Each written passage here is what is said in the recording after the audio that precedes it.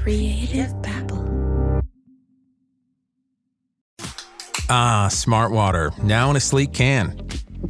This feels cool, literally. Perfect for social gatherings and on the go. Should I start wearing turtlenecks? One sip at a time, friend. Smartwater cans, for those with a taste for taste. Get yours today. Hey everyone, this week we're doing something a little different. I want to bring my friend Johnathan Walton on to the show because you may remember Johnathan Walton's voice because you heard him, I don't know, like several seasons back. I mean, probably years ago when we covered his. Yeah, it was what I don't even know, but we covered his story about his encounter with this Irish heiress who completely ripped him off and he became a victim of a con artist. And ever since then, ever since we've covered that story, Johnathan Walton has gone on to cover not only the case that we talked about on this show, but it has launched this whole new career in podcasting. So welcome back, Johnathan. It's like way overdue. Dude, overdue. Thank you so much for having me back on. I am honored to be here, and I'm forever grateful for the amazing job you did telling my story. God, I think it was before the pandemic. I was a whole other person. It was definitely. Yeah. You were the first, man, and you hit it out of the park, and the way you unpacked all the details and all your sound design and special effects, I loved it. You did a great job. But you didn't know me. You didn't know me back then. No, you hit me up. You read an article about me, and you're like, hey, I want to do a podcast about you. And I'm like, okay. And you interviewed me. I didn't know anything about podcasts back then. Yeah. And back then we weren't friends, but we are definitely friends. Yeah, dude. Now. If you need a kidney or a piece of my liver, let me know.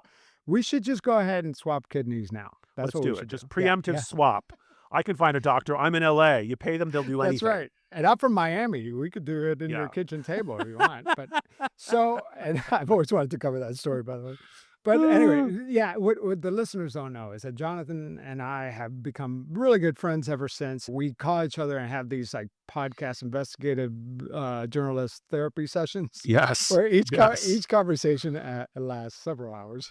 I mean, that's a show we should be recording right there. Yeah, we really should. Yeah. But, Johnathan has since gone on to produce the hit series, Queen of the Con. Okay. 15 million downloads, baby.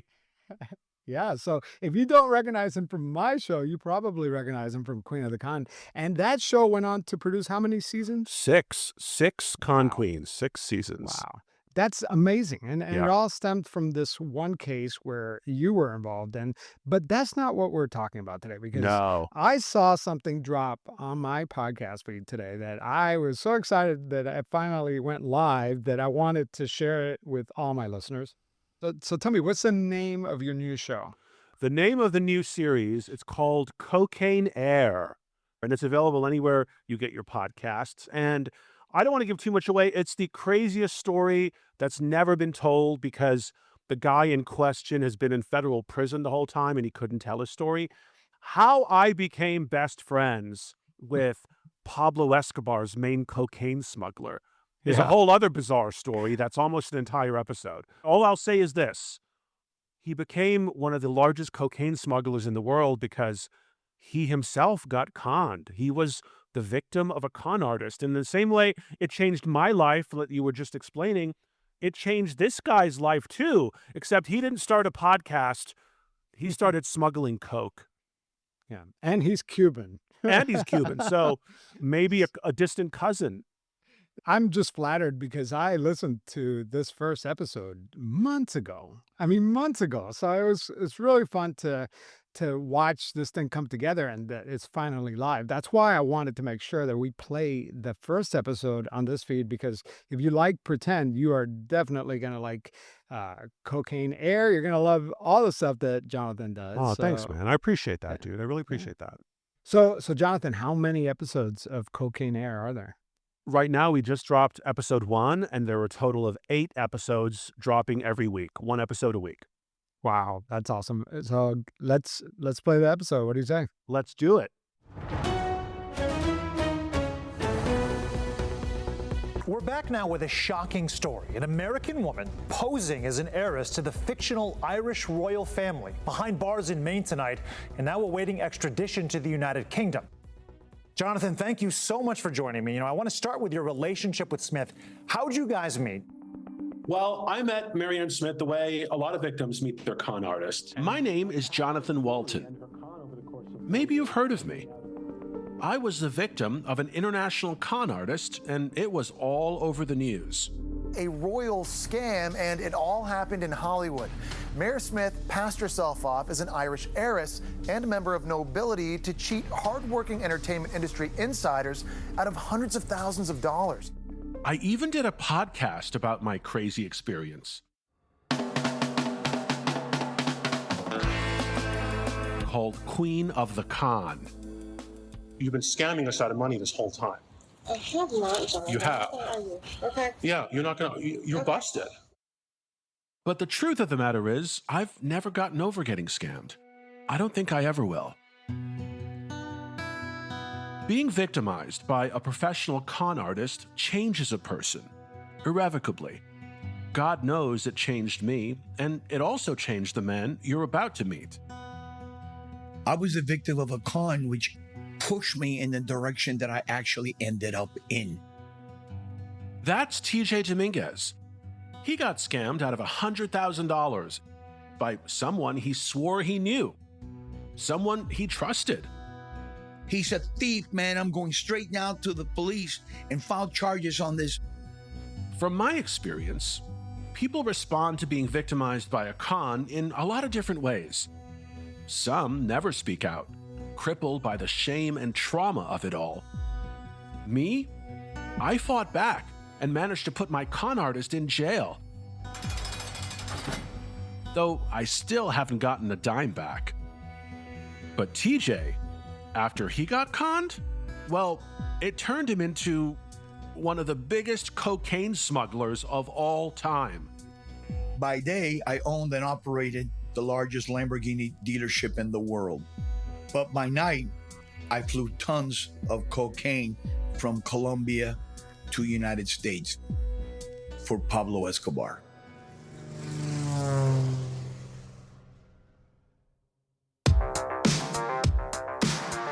I'm Johnathan Walton, and this is Cocaine Air, the TJ Dominguez story. Episode 1.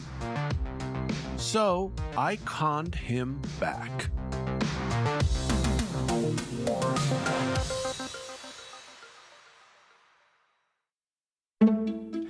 He speller in the white.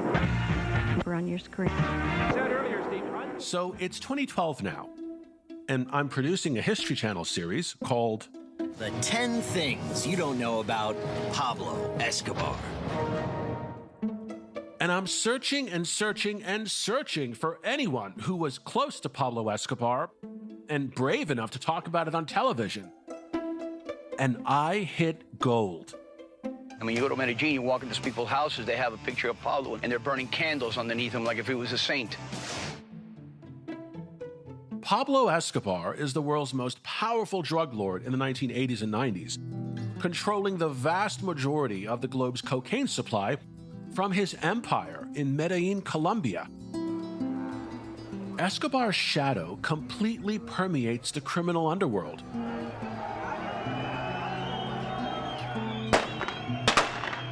And pop culture. Even to this day, hip-hop stars from Jay-Z to Kanye West celebrate him in their music. I feel like Pablo when I'm working on my shoes. I feel like Pablo when I see me on the news. So, after countless phone calls and emails and going down a bunch of terrifying rabbit holes, I finally uncover a guy who knows Pablo Escobar better than most. A guy who used to actually smuggle cocaine for him. And is willing to tell me all about it on that History Channel show back in 2012. Pablo has said, I'd rather be dead than in prison in the United States. That's TJ Dominguez. And something deep down inside me said, reach out to Johnathan.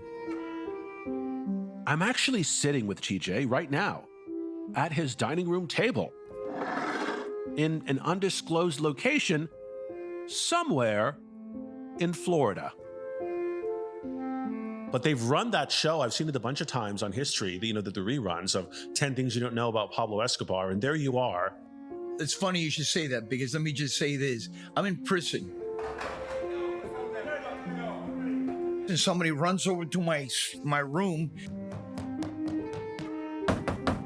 knocks on the door. He said, "You're on TV, you're on TV." And I said, "I'm on TV." The guy says, "Yeah, you're on TV right now." Wow. It was your show. It happened to have been the History Channel 10 Things You Don't Know About Pablo Escobar. And I guess I was one of the 10 things. You were one of the things, yeah. Yeah. TJ Dominguez is hands down the most fascinating person I've ever met in my entire life. And he has the most incredible story that's never been told, because he's been in prison for years. And you're out of prison, what, 2 days now? Yeah, 3 days. And here we are talking. And 2 days don't count, guys, because one day I drank like 6-7 bottles of champagne, got it out of my system. So one day I was vertical, the next day I was horizontal. Yeah. So really, just a couple of days.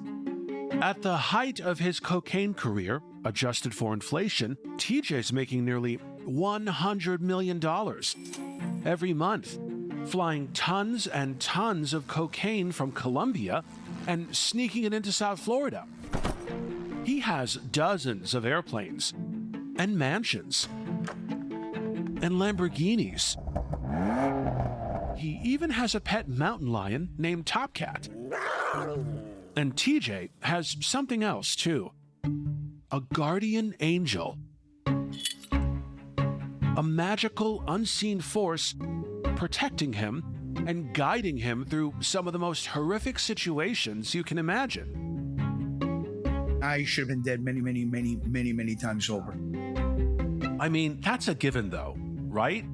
When you're dealing with Colombian drug cartels, especially someone like Pablo Escobar. Los tengo perfectamente reconocidos y ubicados, gonorrea malparido. I could sit here and tell you that I know Pablo Escobar. Anybody could say that because Pablo's dead. The trick is not me saying that I know Pablo. The trick is when I'm looking at his book and Pablo says he knows me. TJ's flipping through a hardcover copy of The Accountant Story. Inside the violent world of the Medellin cartel, written by David Fisher and Roberto Escobar, who was Pablo Escobar's own brother and accountant, handling the billions of dollars coming in, responsible for paying cocaine pilots like TJ, who friends call Tito. So TJ, aka Tito, turns to page 106 and starts reading an Escobar quote referencing himself.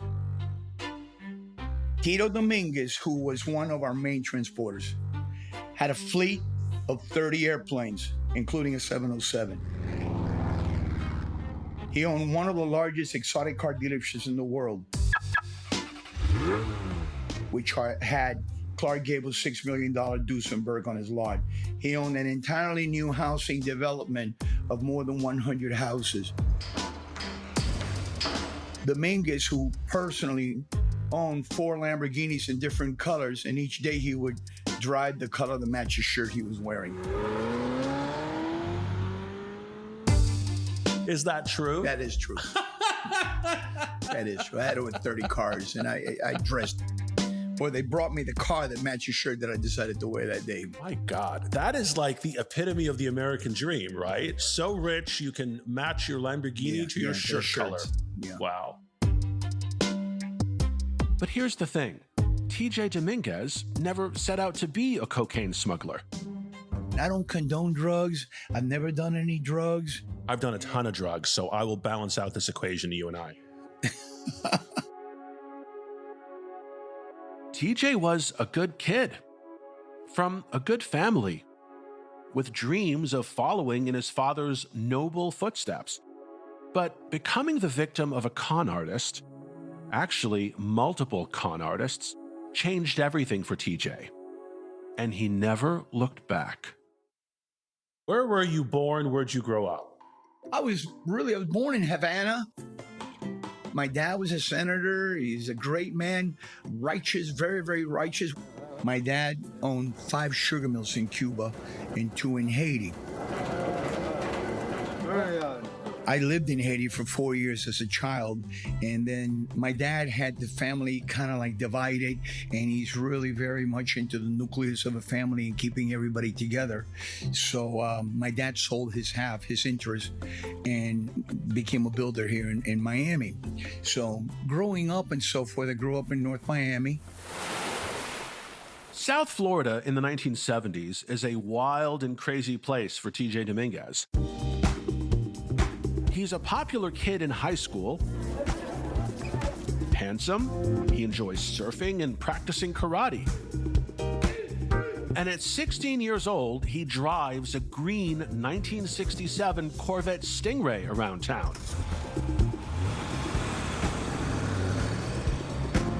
But life at home is strict. We all had to eat dinner together. Last button on the shirt had to be buttoned. TV had to be turned off. I grew up with great values, and I'm very proud of that. His dad is a very successful real estate developer in Miami, and he's making a lot of money. But he's not doing what he really wants to do. My dad always had that love for the sugar industry because he grew up on it. He's an immigrant. My grandparents were immigrants from Spain.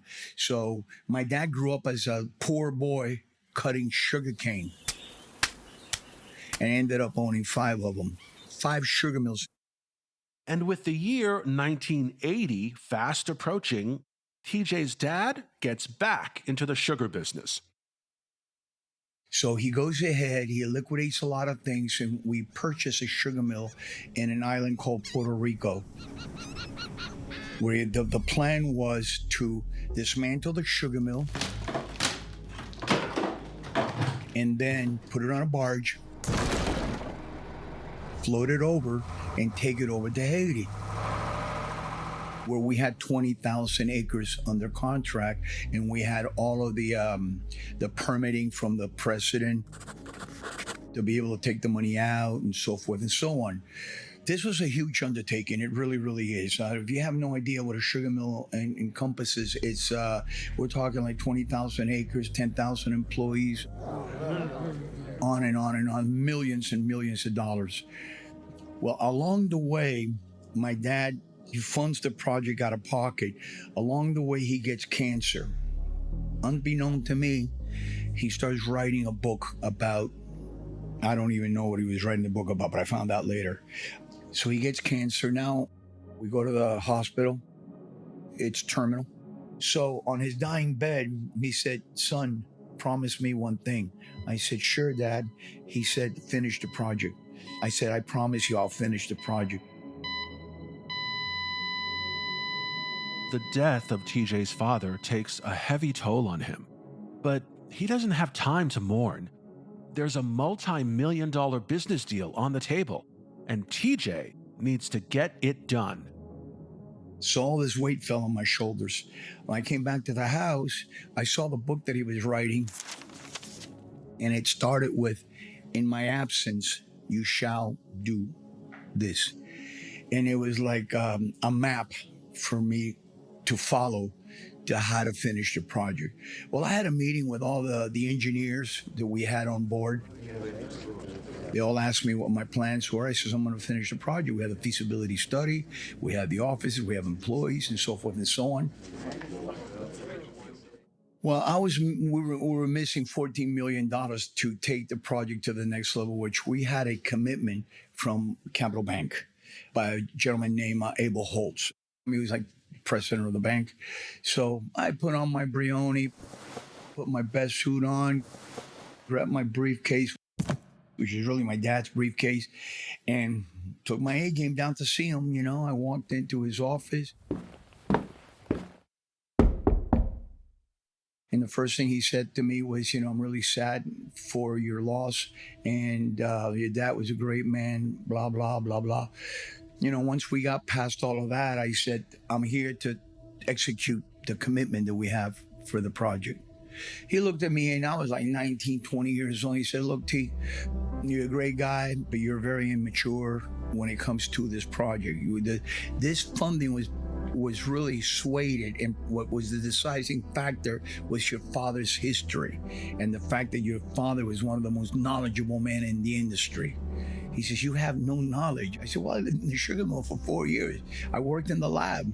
He says, I'm sorry, we cannot honor the commitment to you. I have a board of directors that I have to answer to. He said, but I'm going to refer you to maybe another lending institution that's maybe a little bit more liberal. So I said, okay. Well, I went to see them.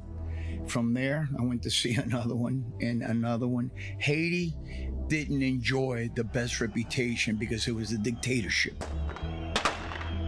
So investment was really, really scarce. You know, there was no assurance there that if you invested there, the government was not going to be overthrown or you were going to lose your investment. I had a very, very difficult time financing for the $14 million that I needed to complete the project. All of these investors were in Miami. From banks, I went to mortgage lenders, mortgage brokers, institutions. And I started running out of doors to knock on. Everyone said no. Everybody said no. Everybody said no. I spent maybe 2 years. Now I'm defaulting on everything. The sugar mill's falling apart. I owe the government of Puerto Rico right at $1 million, $780,000 to be more precise. And I got the 20,000 acres over there in Haiti that I have to pay down on that land. I have employees, and I'm 19, 20, 21 years old, and it's just everything. The weight of the world felt on my shoulders. I started getting a little bit more desperate. And desperation can lead to a lot of things, none of them good. As young TJ is about to learn when he meets a Miami banker named Ruben, who seems somewhat excited to give TJ a loan. And that should have been a red flag, especially when Ruben tells TJ, before any loan can be issued, he says to deposit $100,000 with our escrow account, in our escrow account with our law firm. So I deposited the $100,000, and then I go back and I said, okay, Ruben, I got the commitment. I felt like I was, floating on air. It was so wonderful. I'm getting my dad's project done. Now, was Ruben a lawyer or No, Ruben was the president of a mortgage lending institution. And he wanted you to deposit $100,000 in a lawyer's... Yeah, an escrow account. Escrow accounts are like sacred accounts. You're not supposed to be able to touch them. And what was that $100,000 for? Security for him? Well, no, it was to show that I had the means to be able to... Make payments on the loan? Well, not so much make payment, that I was in that category. It was really not all that unusual. What you're doing is you're weeding out the riffraff. If you can't come up with $100,000, then why should I take my time and look for $14 million for you? I get you. Yeah, it makes sense. And that money's supposed to be touched. It's supposed to be sacred. Weeks later, I'm not getting the $14 million, and I'm just getting tomorrow, and then tomorrow's became a week later, and a week later became a month later. 2 or 3 months of this stuff, I'm starting to really think that there's a problem here. And as I'm walking into his place of business, I hear yelling and screaming behind the door. So I stand, I freeze myself, and I just kind of hold the handle of the door, and I don't move, and I'm listening for what's going on behind the door. And I hear, son of a bitch, back and forth stuff, right? So door flies open, and I got a guy staring right at my face, like eye to eye. And I go, what? And the guy goes, what? And he goes, no, what? And we're staring at each other. The guy's furious. Smoke's coming out of this guy's ears, right? And I go, what's going on? And the guy says, that son of a bitch in there, he's a thief. I said, who? He says, Ruben. I said, what do you mean he's a thief? He says, he's a thief, man. I'm going straight now to the police and file charges on this blah, blah, blah. So I said, but I gave him $100,000 good faith deposit. The guy looked at me, he says, you got nothing. If you gave that guy $100,000, you got nothing. He's a thief. Slammed the door, walked out. At that point, I said, oh my God, I didn't know what to do. I was naive. I was young. I was always in my dad's shadow, even though my dad took me everywhere and exposed me to a lot of business deals and so forth and so on. So at that point, I had to make a decision. What do? Do I go to the authorities behind this other guy? I don't know how much money he lost. Well, you know what's going to happen? The authorities are going to take 3-4 years to get this thing settled. And at the end of the day, I will probably get a guilty conviction. That's not going to put food on the table and shoes on the kids, you know? So I said, I got to get this money back. So I got to think this out. I went back to my car and I drove. And then I sat there. When I got to the house, obviously my mom and my two sisters that I had were not privy to none of this, none of it. They had no idea what was going on. At that point, Johnathan, I decided I'm going to get the money back, but I'm not going to go to the courts to get my money back. I went to see my buddies that had these farms, and I say, hey, listen, guy's name was Mike. I said, hey, Mike, I need you to do me a favor. He said, yeah, what do you need, T? So I said, I need you to play the role of a rich Texan oil guy. He goes, what do you want to do? I says, and I need to borrow your farm. One of your farms, one of your barns for a little bit. What do you have in mind? I said, I got this guy that just ripped me off for $100,000. I need to get that money back. So he says, so what do you want to do? I said, I want to kidnap him. I want to grab that son of a bitch, put him in your barn, beat him to a pulp until I get my money. Simple as that. I mean, justice, right? And I didn't give a damn about Ruben. I mean, you know, I cared about one thing and one thing only. Give me what belongs to me. You know, give me what belongs to me. I don't care if you got to go out there and rob 10 other people. Give me what's mine. So I conned him back. So I said, hey, Ruben, I got these friends of mine. They're from Texas, a lot of money. And guy said you should meet because these guys could be potential investors for you. He goes, yeah, I'd love to meet them. I said, okay, give me your address. We'll come by and pick you up. Breakfast, okay? So we did. I went by, showed this is Mike, this is George, Tito, and Ruben. So we jumped in the car. I said, we'll all go together in our car. You know, so we could talk. So TJ and his rich Texas oil buddies pick Ruben up at his house in South Miami. His buddies go all out and dress the part in Stetson hats and cowboy boots. They're driving one of those gigantic 1970s Cadillac Sevilles. Two of the men are sitting up front, and the other one is in the back seat blocking one door while TJ blocks the other. And Ruben's seated in the middle on the hump seat. They drive far out of the city. They're now in the middle of nowhere. A big ranch appears in the distance. So I said, oh, by the way, they want to stop off at this ranch to look at this property they're thinking of buying. Maybe you can do the mortgage on it. Oh, yeah, let's go look at it. So that's how I got him in the house. Mike walked in, the other guy walked in, Ruben walked in front of me. And then when I turned around, I smacked him. I smacked him real hard, grabbed him by the neck, spun him around, put my finger in his face. I said, I want my effing money. And what did he say? He started quivering, shaking like a leaf. And I had him with a death grip on his neck like this. And I slapped him hard. You know that I won, I don't know how many years, karate tournaments. Yeah. And but that also taught me a lot of self-control. And I don't take candy from babies, and I don't hit. I just wanted my money. That's all I wanted, you know? So I said, you know, he started like quivering. His little lower lip started like shaking. I slapped him twice. I said, I want my effing money, man. I said, you see that window out there? You're not going to see that sun again unless you give me my money. Wow. I'm not playing games with you, Ruben. So he says to me, he started stuttering. He said, I can give you cars. I said, cars? I don't know anything about cars. I gave you cash. I want cash back. Make a long story short, Ruben had somebody in a Cayman bank that verified a draft. So this is where it gets really interesting. And it just proves Ruben is actually a con artist who works at a bank.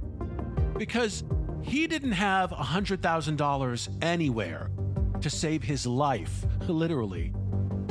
But he did have a bogus cashier's check for $400,000 made out to a car dealership in Miami that he tricks a bank in the Cayman Islands into honoring. It's apparently part of a whole other scam Ruben is pulling on someone else entirely. But Ruben uses that bogus check for $400,000 to buy TJ a bunch of new luxury cars. So he went to a dealership and pulled out like 10, 15 cars, paid for them with a cashier check. The dealer verified the draft with the bank. They authorized that the check was good. And I drove out with 10 or 15 cars and sold them for a nickel on the dollar, a quarter on the dollar, and I got my $100,000 back. And you didn't have to kill Ruben. No, I did not. Just the fear of God was enough. Didn't have to kill anybody. Yeah. But he thought he was going to die. And that's the theatrics of Hollywood. There's roles you play. Yeah, I mean, he needed to think that to get you back your money. No, he needed to believe that. And believe it or not, when I said it, I don't know how far I would have gone. I didn't really. My feelings, my wishes were never to do any harm to Ruben. Right, you just all wanted I your money. Was my $100,000. I get it. You did the right thing in my mind. It's all I wanted. My God, my money back. Harm to him, I didn't really mean it, but at that point, I had to put the fear of God into him to take him to the next level. He was wearing a Rolex. I yanked it off of him. And two other watches that I guess he was screwing his secretary, because I know that she was wearing a new Rolex also. I went back and I said, Ruben, I want that watch that your girl's wearing. So I took that watch back and I sold those to friends. You notice the details. Yeah, no, I'm all about details. And TJ is not giving up at this point. He's still trying to secure that $14 million loan to get his sugar mill off the ground and honor the promise he made to his dad before he died. So TJ keeps knocking on doors and working all of his contacts and his dad's contacts. And eventually, he finds someone interested in legitimately investing in his sugar mill. But it's the late 1970s now, and Haiti is in the grips of Jean-Claude Duvalier.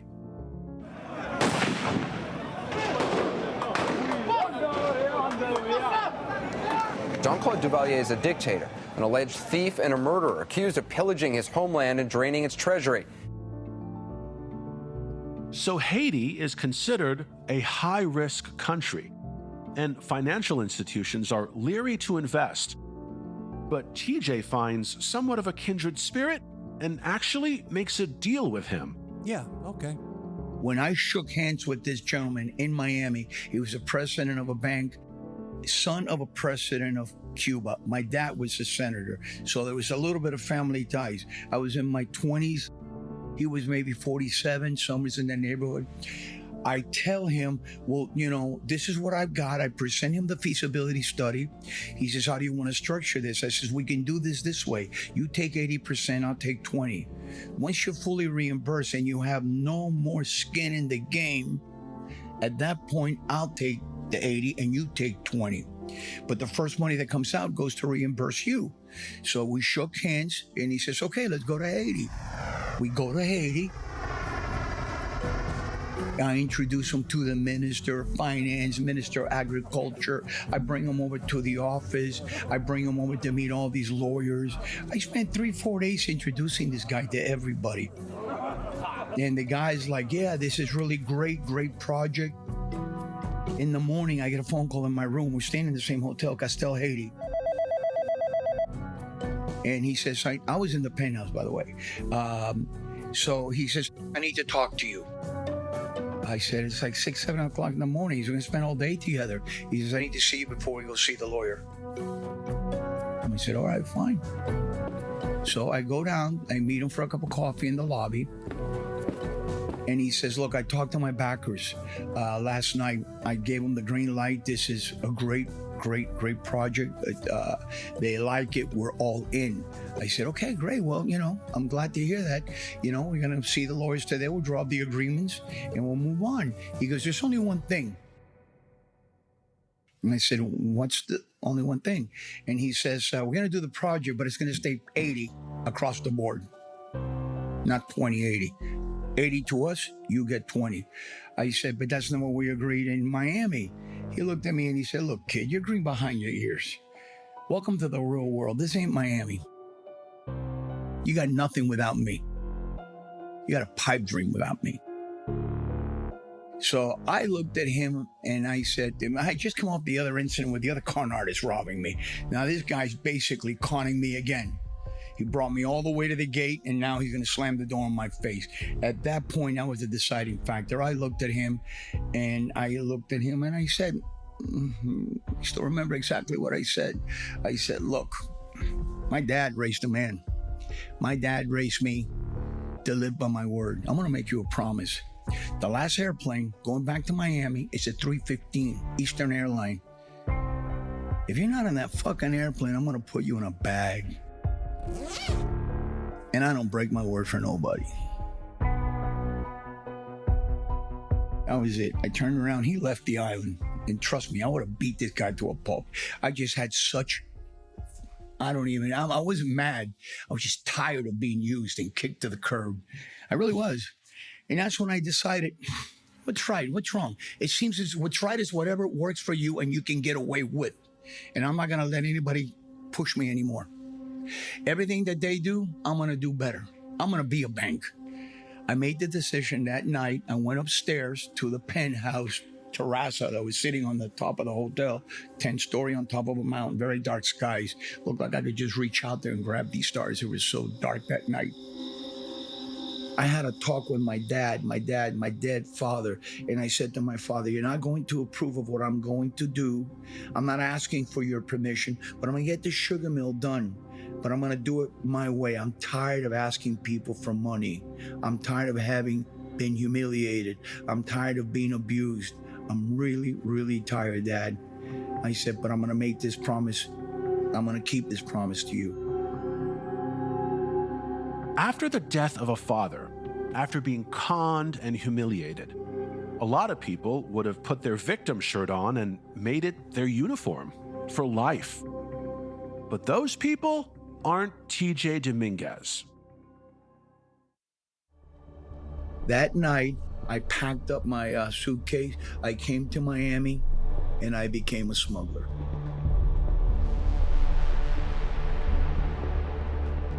I had like $100,000 left. My family had no knowledge of what was left in the bank.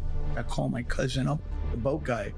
I told him, help me buy a boat. He goes, what do you want a boat for? You're not a boat guy. You're a car guy. He said, yeah, well, let's meet for a beer. I got a couple things I got to ask you. TJ needs to make $14 million fast to get his sugar mill off the ground. And in his mind, the only way to do that now is to get a boat, sail to the Bahamas, a group of islands 100 miles, give or take, off the coast of Florida, and bring back a bunch of marijuana to sell. TJ's cousin is shocked. He said, you're crazy. You don't even smoke pot. I said, yeah, well, you want to go with me? Hell no. He was a stockbroker at the time. He's doing pretty good. He said, I think you're making a big mistake. I said, I'm not asking you for advice or permission. I just want you to teach me how to draw a damn boat. I bought a Scarab 30-footer, white with red stripes, and twin 454s, 5 1/4 horses on each side. And I learned a little bit of how to navigate, but I didn't really know compass and readings and all that. Basically, I grew up skiing in the bay, just not really going out there. I didn't even know where the Bahamas was at. Never been to the Bahamas, right? And I'm gonna do this. I'm geared, I'm determined to do this. I just don't know where the Bahamas are at. There was no GPS or anything. I knew they were east, of us. So he says, listen, I'm not gonna go with you, you're crazy. But I'm gonna introduce you to an old fisherman, an old Cuban fisherman. You could talk to him, maybe he'll go with you. So I said, okay, fine. So TJ found that old fisherman, and he eventually found his way to the Bahamas. But procuring large quantities of marijuana by hitting up complete strangers is a whole other story. I'm still nervous, and I say to the guy, "Hey man," guy goes, "Yeah, you need gas?" I say, "No, man, I need to buy some marijuana." And the guy goes, "Oh yeah, marijuana." He pulls out 3 joints out of his pocket, right? I said, "No, man, I want weight. I want bales. For that, we gotta go see my uncle."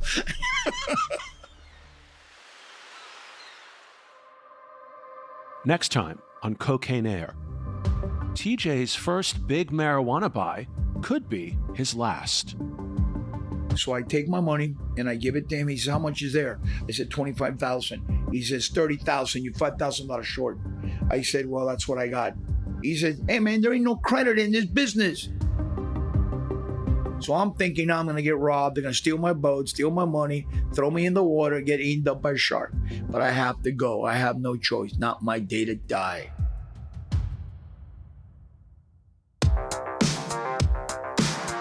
To see some incredible photographs documenting TJ's life, go to cocaineair.com.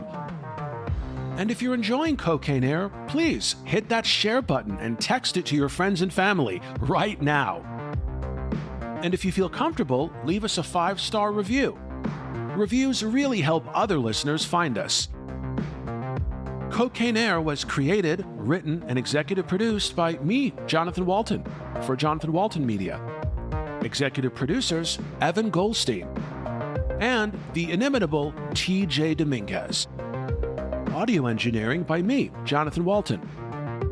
All sound design and editing was done by the super talented Puneeth Shenoy from Podcast Pundits. And the Cocaine Air cover art is by Bobby Animation. We've got a lot of fascinating untold stories like Cocaine Air coming down the pike at Johnathan Walton Media, so subscribe and keep an ear out.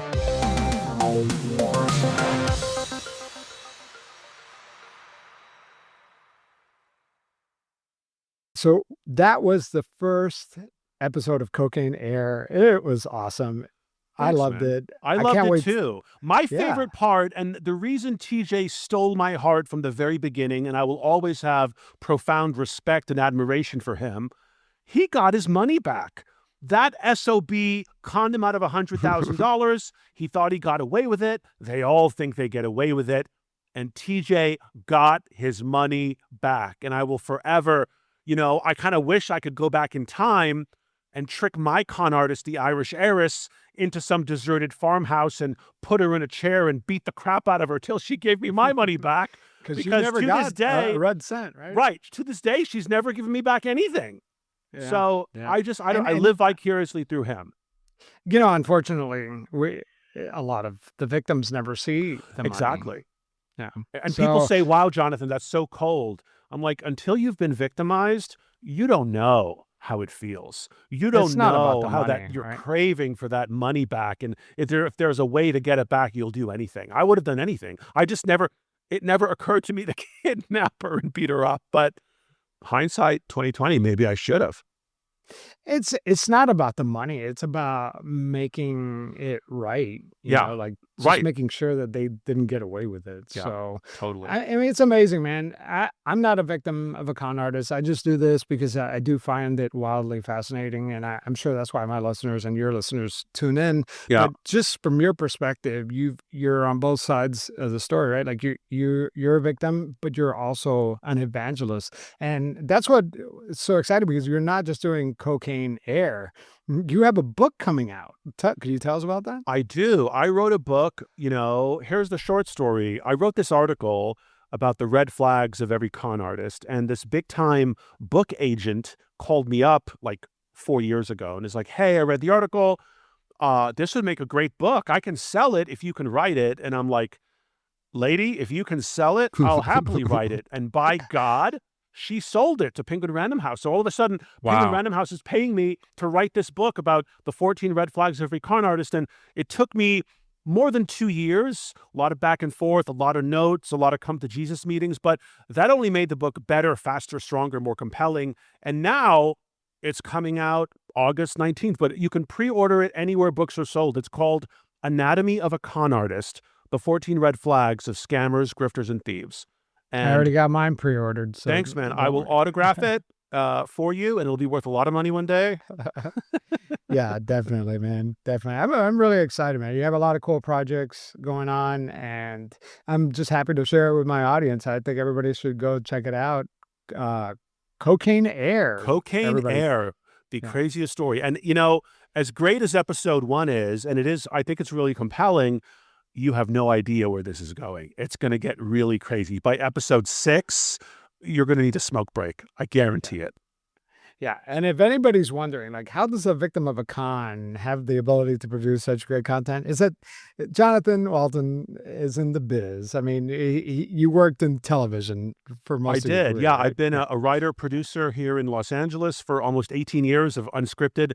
We call them unscripted, but people refer to them as reality shows. But in our world, we hate that term reality show. It's so pedestrian. It's like Elvis impersonators. Yeah. They're called Elvis tribute artists. Yes. We are unscripted producers. Thank you. That's right. And then I worked in the news business for 10 years before that. So, yeah, you know, storytelling, I've been doing it forever, and I'm thrilled to be doing it for myself now with Cocaine Air. And we have other great series coming down the pike. The next one I'm working on is about this NFL scam. It's called The Quarterback and the Con Artist. And that comes out right after Cocaine Air in 8 weeks. So stay tuned for that. It's amazing. It's amazing. And guys, I cannot repeat this enough. These are self-funded investigative projects. Guys like Johnathan and I are a rare commodity, right? Like, it's usually big networks that run these types of shows, and to have a show like Pretend and a show like Cocaine Air be as high quality as it is, it's really rare. So give it a listen. You know, check out Johnathan's show. It's supporting the indie community, and we both really appreciate it. Yes, and thank you for having me on, Javier. And you blazed the trail, man. You inspired me years ago with what you did with the Irish heiress and my story, and you showed me what was possible. And I'm just, you know, grabbing onto your coattails and hanging on. Oh, get out of here. Yeah, back at you, man. But all right, Johnathan, it was great having you on. Thanks for hopping on this call, and good luck with Cocaine Air. Thanks, man. I appreciate it. Creative Babble.